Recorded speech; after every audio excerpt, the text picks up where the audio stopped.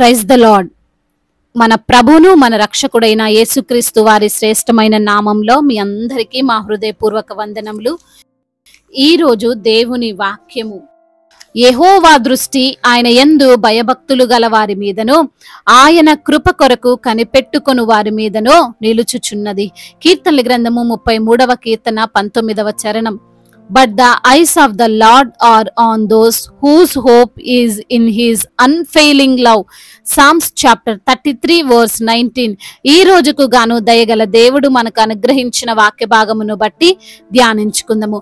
ప్రభునందు ప్రియమైన సహోదరి సహోదరులారా, దేవుని యొక్క కనుదృష్టి గలవారు ధన్యులండి. ఆయన ఎవరి వైపు అయితే చూస్తున్నాడో వారు వర్ధిల్లుతారు, క్షేమాన్ని సంతరించుకుంటారు, బలహీనత నుండి తప్పించుకుంటారు, శత్రువుల యొక్క పన్నాగాల నుండి రక్షింపబడతారు. ఆయన్ను నమ్ముకున్న నిన్ను ఆయనెన్నడూ కూడా విడిచిపెట్టువాడు కాడు. దేవుని యొక్క దృష్టి ఉండడం వలన ఇజ్రాయేలీలు ఐగుప్తు చెర నుండి విడిపింపబడ్డారు. ఆయన దృష్టి ఉండడం వలనే పాలు తేనెలు ప్రవహించు కానాను ప్రాంతంలో వారు చేరారు. ఆయన దృష్టి ఉండడం వలనే యోసేపు గొప్పగా మారాడు.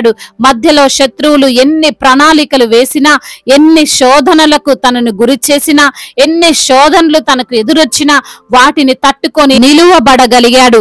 దేవుని దృష్టి ఉండడం వలనే షడ్రక్ మేషే అబేద్నెగోలు భగభగ మండుచున్న మంటల్లో పడవేసిన ఏ హాని జరగకుండా క్షేమంగా బయటపడ్డారు.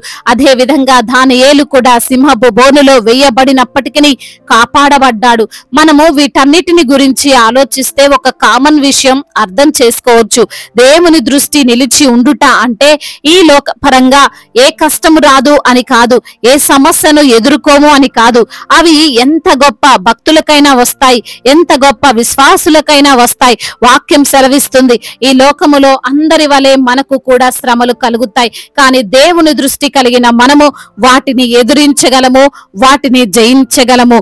ఈ లోక మనుషులు అనుకుంటారు, నా డబ్బు వలన, నా జ్ఞానం వలన, నాకున్న అధికారం వలన, నాకున్న బంధువర్గం వలన నేను రక్షింపబడతాను, కాపాడబడతాను, జయించగలను, సాధించగలను, జీవించగలను అని అనుకుంటారు. కానీ వాక్యము ఏమని సెలవిస్తుంది అంటే, ఏ రాజును సేనా బలము చేత రక్షించబడడు, ఏ వీరుడును అధిక బలము చేత తప్పించుకొనడు. రక్షించుటకు గుర్రమో అక్కరకు రాదు, అది దాని విశేష బలము చేత మనుష్యులను తప్పింప జాలదు. వారి ప్రాణమును మరణము నుండి తప్పించుటకును, కరువులో వారిని సజీవులుగా కాపాడుటకును యెహోవా దృష్టి ఆయన యందు భయభక్తులు గల వారి మీదను ఆయన కృప కొరకు కనిపెట్టుకొను వారి మీదను నిలుచును అని. అనగా దేవుని దృష్టి నిలిచి ఉన్నవారు రక్షింపబడతారు అనే విషయాన్ని భక్తుడైన దావీదు చాలా సుస్పష్టంగా తెలియజేస్తున్నాడు.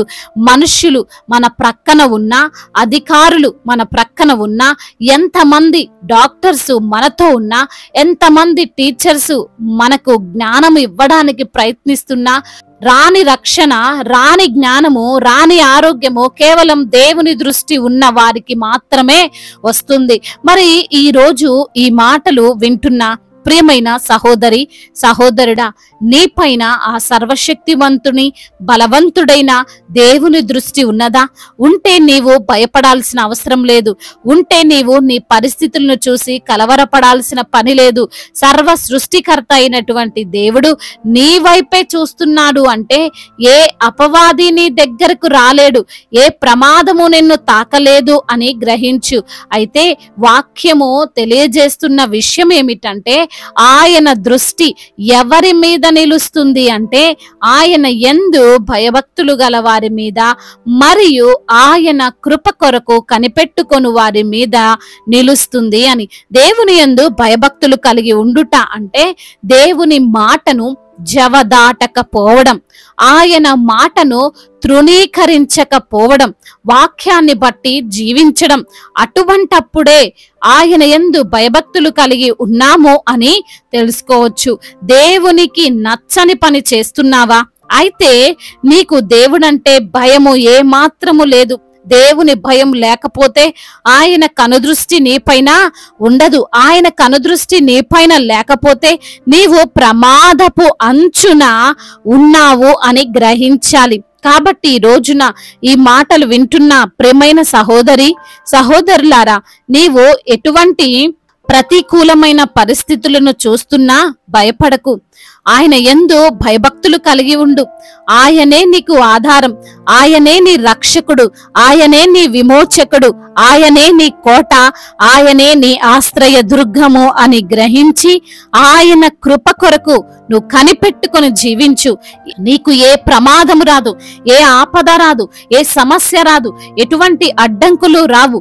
ఒకవేళ ఎటువంటి సమస్యల్లో నీవు చిక్కుకున్నా గాని ఆయనే నిన్ను రక్షిస్తాడు, ఆయనే నిన్ను కాపాడి తీరుతాడు. దేవుడు ఈ మాటలను దీవించి మన హృదయములో ఫలింప చేయునుగాక. వాక్య భాగమును బట్టి ప్రార్థించుకుందాము. ప్రతి ఒక్కరు కూడా ప్రార్థనలో ఏకీభవించగలరు. ప్రార్థన. మహాశక్తి సంపన్నుడా, మహోన్నతుడా, కృపా కనికరములు కలిగిన దేవా, జీవాధిపతి, మీ యొక్క ఘనమైన, శ్రేష్టమైన, ఉన్నతమైన, బహు పూజింపదగిన నామమును బట్టి మీకు కోట్లాది కోట్ల స్తుతులు, స్తోత్రములు చెల్లిస్తున్నాము తండ్రి. ఈ రోజున తండ్రి వాక్యము ద్వారా మీరు మాతో మాట్లాడారు, మమ్మల్ని ఎంతగానో ధైర్యపరిచారయ్యా. మీ యందు భయభక్తులు గల వారి మీదను, మీ కృప కొరకు కనిపెట్టుకుని వారి మీదను మీ యొక్క కనుదృష్టి నిలుచుచున్నదని వాక్యము ద్వారా మీరు సూటిగా తేటగా మాతో మాట్లాడారు. అవును ప్రభువా, మా పైన దృష్టిస్తే మాకు ఏ సమస్య నుండైనా విడిపిస్తారని, మమ్మల్ని మీరు రక్షిస్తారని, మమ్మల్ని మీరు కాచి కాపాడతారని, ఆయా క్షేమాన్ని మాకు మీరు అనుగ్రహిస్తారని వాక్యము ద్వారా తండ్రి మీరు సూటిగా తేటగా మాతో మాట్లాడి మమ్మల్ని ధైర్యపరిచి, బలపరిచి, ఆదరించి, ప్రోత్సహించిన మీ అమూల్యమైన మాటలను బట్టి మీకు స్తోత్రములు. ఈ రోజున ఎందరైతే బిడ్డలు వాక్యమును విని ప్రార్థనలో ఏకీభవిస్తున్నారో ప్రతి బిడ్డను మీరు పేరు పేరున దీవించండి, ఆశీర్వదించండి, బలపరచండి. అనారోగ్యముతో కృంగిపోతున్న ప్రతి బిడ్డను మీరు లేవనెత్తండి. వారికి ఉన్న అనారోగ్య సమస్యలను యేసు నామములో తీసివేయండి ప్రభువా. అదే విధంగా నా ప్రభువా, బలహీనులను మీరు బలపరచండి, శక్తిహీనులకు మీ యొక్క బలాభివృద్ధిని దయచేయమని బ్రతిమిలాడుకుంటున్నాం.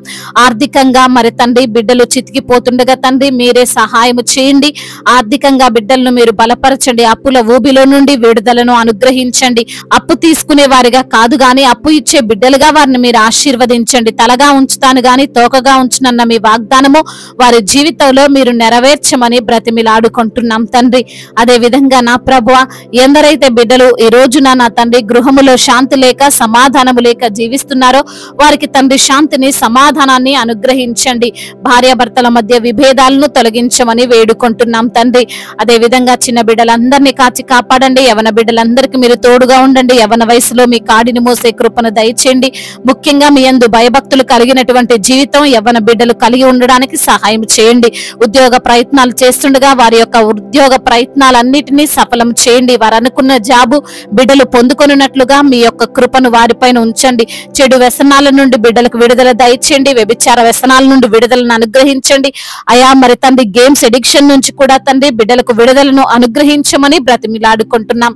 వివాహాల విషయంలో తండ్రి మీ యొక్క చిత్తమును బట్టి మొరపెడుతున్న బిడ్డలకు తండ్రి మీ చిత్తానుసారంగా వివాహము జరుగునట్లుగా కృప చూపించమని బ్రతిమిలాడుకుంటున్నాం. అదే విధంగా నా ప్రభువా, ఎందరైతే బిడ్డలు ఈ రోజున నా తండ్రి ప్రయాణాల్లో ఉన్నారో వారి ప్రయాణం అంతటినీ సుఖముగా, సౌఖ్యముగా జరుగునట్లుగా కృప చూపించమని బ్రతిమిలాడుకుంటున్నాం. అదే విధంగా నా ప్రభువా, అయా ఎందరైతే కోర్టు సమస్యల చేత నలిగిపోతున్నారో, భూతగాథ సమస్యల చేత దిగులు పడుతున్నారో వారి పక్షముగా మీరు న్యాయమును తీర్చమని బ్రతిమిలాడుకుంటున్నాం. మా భారతదేశమును, తెలుగు రాష్ట్రాలను దీవించండి. సమాధాన దేశముగా, ప్రేమ కలిగినటువంటి దేశముగా మా భారతదేశమును మీరు నిలవబెట్టమని బ్రతిమిలాడుకుంటున్నాం. ఆయా సంఘాన్ని విస్తరింప చేయండి. సంఘానికి మీరు శిరస్సై ఉండండి ప్రభా. దైవజనులు చేస్తున్న పరిచర్యను తండ్రి నూరంతల ప్రతిఫలము చేత మీరు నింపమని బ్రతిమిలాడుకుంటున్నాం. సువార్థికులను మీరు బలపరచండి. మిషనరీస్ ని మీరు దీవించండి ప్రభా. ఈ రోజున ఎందరైతే బిడ్డలు అయా వారు చేతి పని చేసుకుంటుండగా ప్రభా మరి తండ్రి వారి యొక్క కష్టార్జితం అంతటినీ దీవించండి. అయా మరి తండ్రి ఇతర దేశాల్లో ఉంటున్న ప్రతి బిడ్డకు కూడా మీరు తోడుగా ఉండండి. వారు పడుతున్న వేదనలు, బాధలు అన్నిటి నుంచి కూడా మీరు విడుదలను అనుగ్రహించమని బ్రతిమిలాడుకుంటున్నాం. అదే విధంగా నా ప్రభా, ఇంకా చెప్పుకోలేనటువంటి బాధతో విరిగి నలిగిన హృదయముతో ఎందరైతే మీ పాద సన్నిధిన చేరి మొరపెడుతున్నారో వారి మొరను మీరు ఆలకించండి. అయా వారికి తండ్రి వారి యొక్క కన్నీటిని తుడిచి నాట్యంగా మార్చండి. సంతోషము, సమాధానము, నెమ్మది కలిగినటువంటి జీవితాన్ని వారికి మీరు ప్రసాదించమని బ్రతిమిలాడుకుంటున్నాం తండ్రి. అయా అనాథల అనాథలను అభాగ్యులను ఆదుకొనండి. విధవరాలు పక్షముగా మీరు న్యాయమును తీర్చండి అయ్యా. మీరే వారికి తోడుగా ఉండండి. వారి చేస్తున్న ప్రతి పనిలో ఆశీర్వాదాన్ని దయచేయమని బ్రతిమిలాడుకుంటూ మరణించి తిరిగి లేచిన యేసుక్రీస్తు వారి నామంలో ఈ ప్రార్థనను అడిగి వేడుకొని పొందుకొని ఉన్నాము మా ప్రియ పరలోకపు తండ్రి. ఆమేన్. ఈ రోజు పెళ్లి రోజు మరియు పుట్టినరోజు జరుపుకున్న వారందరినీ దేవుడు దీవించి సకల మేలులతో, సకల ఆశీర్వాదములతో, కృపాక్షేమములతో, శాంతి సమాధానముతో దేవుడు మిమ్మల్ని నింపునుగాక.